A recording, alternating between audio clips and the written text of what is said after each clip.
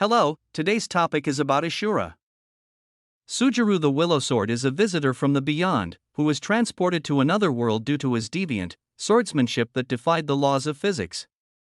He is a battle fanatic who never slows down his pace no matter the situation, who revels in the thrill of the fight and constantly seeks out powerful enemies. Despite his Yagyu heritage and obscene talent with the blade, he shows curiosity about other styles of fighting, but ultimately sticks to swords, due to finding them the most enjoyable.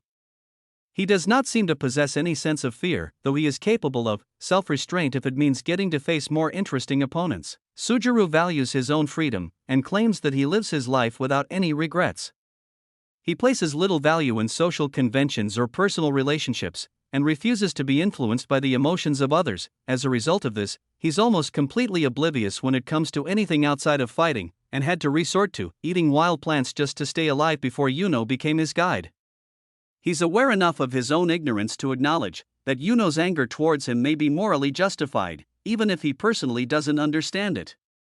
He does occasionally express concern towards others, such as yelling at Yuno to escape while he was fighting against Shulkin Higuer, as well as traveling to Lithia to rescue her. Yuno has also noted that Soujirou does possess his own honorable sense of duty and obligation, and isn't simply a battle fiend. Soujirou first appears in Volume 1 when he saves Yuno the distant Telon from the army of golems destroying Nagan City. After cutting apart her attackers, he briefly converses with her and offers to take down the dungeon golem in exchange for her packed lunch. He also questions her about word arts techniques, but learns that visitors are incapable of using them. Though Yuno tries to warn him of the danger, Soujirou ignores her and charges straight into the burning city to take on the remaining golems. After he effortlessly cuts through its mechanical army, the dungeon golem takes notice and slams its fist down on Soujirou. The swordsman evades the attack and uses its outstretched arm to ascend the golem's enormous body, cutting at its limbs while it pelts him with arrows and cannon fire.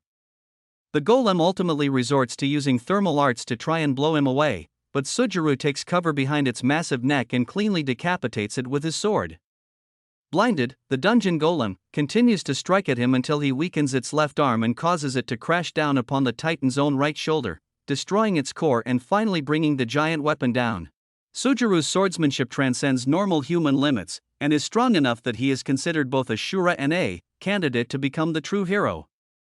Even among the Shura, he proves himself to be a particularly deadly contender, facing Shulk, Nihilo, and Dakai in the span of a single day without sustaining any major injuries beyond a cut on his shoulder. Yuno considers him someone impossible for mortals like her to defeat, and Elia is confident enough in his abilities to bring him as her sole bodyguard while traveling into enemy territory.